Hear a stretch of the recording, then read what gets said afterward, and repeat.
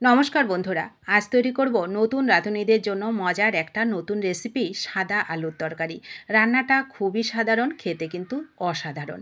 এই রান্নাটা নামমাত্র তেল মশলায় তৈরি হয়, খেতে অসম্ভব মজার হয়। এটা গরম গরম রুটি, পরোটা, ভাত, লুচি যেটা দিয়ে খাবে সেটা দিয়ে জমিয়ে খেতে পারবে। যার মুখের স্বাদ হারিয়ে গেছে সেও কিন্তু অনেক মজা করে খেতে পারবে।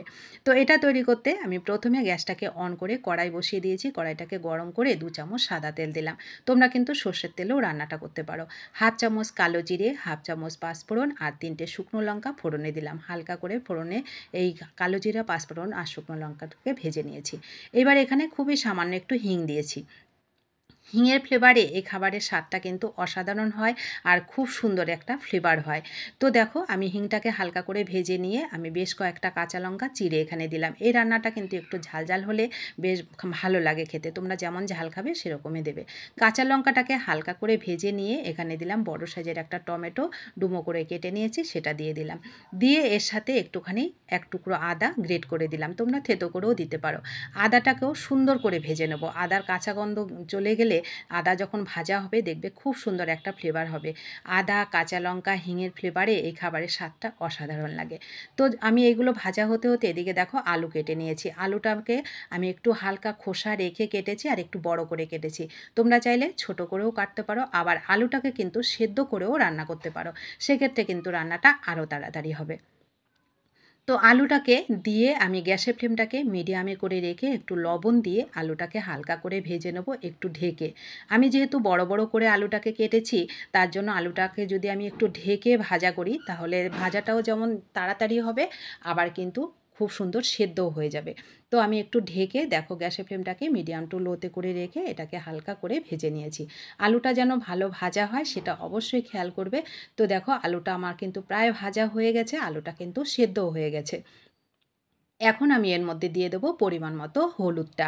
হলুদটা কিন্তু আমি আগে দিইনি, তোমরা হলুদটা একটু আলু সিদ্ধ হয়ে গেলে তারপরে দেবে, দেখবে খুব ভালো লাগবে খেতে। তো দেখো হলুদটাকে দিয়ে আমি আরও মিনিট খানিক এটাকে সুন্দর করে আলুগুলোকে ভেজে নিয়েছি। দেখো আলু যখন ভাজা হয়ে যাবে তখন তোমরা বুঝতে পারবে আলু থেকে এইভাবে তেল ছেড়ে আসবে কিন্তু। আলুটাও ভাজা হয়ে গেছে, আলুটা কিন্তু সেদ্ধ হয়ে গেছে, মশলাগুলোও খুব সুন্দর কষানো হয়ে গেছে। তো এইবার আমি 2 বাটি মতন হালকা উষ্ণ গরম জল এখানে দিয়ে দেবো। ঝোলটা একটু বেশি দেবে, কারণ আলুর তরকারি যখন একটু ঠান্ডা হয়ে যাবে তখন কিন্তু অনেকটা ঘন হয়ে যায়, তার জন্য ঝোলটা একটু বেশি দিয়েছি। তো দিয়ে ভালো করে নেড়ে চেড়ে আমি কিছুক্ষণ এটাকে রান্না করে নেব। তো এখানে আমি স্বাদের ব্যালেন্সের জন্য একটু চিনি দিলাম, হাফ চামচের থেকে একটু কম, আর একটু লবণ লাগতো সেটাও দিয়ে দিলাম। দিয়ে এবার মিনিট খানিক আমি এটাকে, মিনিট খানিক বলতে 5 থেকে 6 মিনিট আমি এটাকে রান্না করে নিয়েছি। দেখো রান্নাটা কিন্তু হয়ে গেছে, আলুটা তো সেদ্ধই হয়েছিল। তো খুন্তি দিয়ে একটু ভেঙে দেবো আলুগুলোকে। একটু ভেঙে দিলে, আধা ভাঙা করে দিলে এই ঝোলটাও যেমন একটু হালকা, গ্রেভিটা খুব সুন্দর হয়, খেতেও ভালো লাগবে। তো হয়ে গেল আমার রান্নাটা। এবার আমি নামানোর আগে একটু ধনেপাতা দিয়ে দিলাম। তোমাদের হাতের কাছে থাকলে দেবে, না দিলেও কিন্তু খাবারটা খেতে বেশ ভালো লাগবে। কিন্তু হিং, আদা অবশ্যই এর মধ্যে দেওয়ার চেষ্টা করবে। আর একটু ভাজা মশলাও কিন্তু দিতে পারো। খেতে অসম্ভব মজার, খুবই সাধারণ একটা রান্না। যারা একদম রান্না করতে পারো না তাদেরকে বলছি একবার এইভাবে রান্না করে খেয়ে দেখবে। তোমরা যেমন মজা পাবে, যাকে তৈরি করে খাওয়াবে সেও তোমাদের অনেক প্রশংসা করবে। তো কেমন লাগলো এই ছোট্ট সহজ রেসিপিটা অবশ্যই কমেন্ট করে জানাবে। আর ভালো লাগলে লাইক, শেয়ার, সাবস্ক্রাইব করে আমার পাশে থাকবে। তোমরা সকলে ভালো থাকবে। দেখা হবে নতুন কোনো নতুন রেসিপিতে।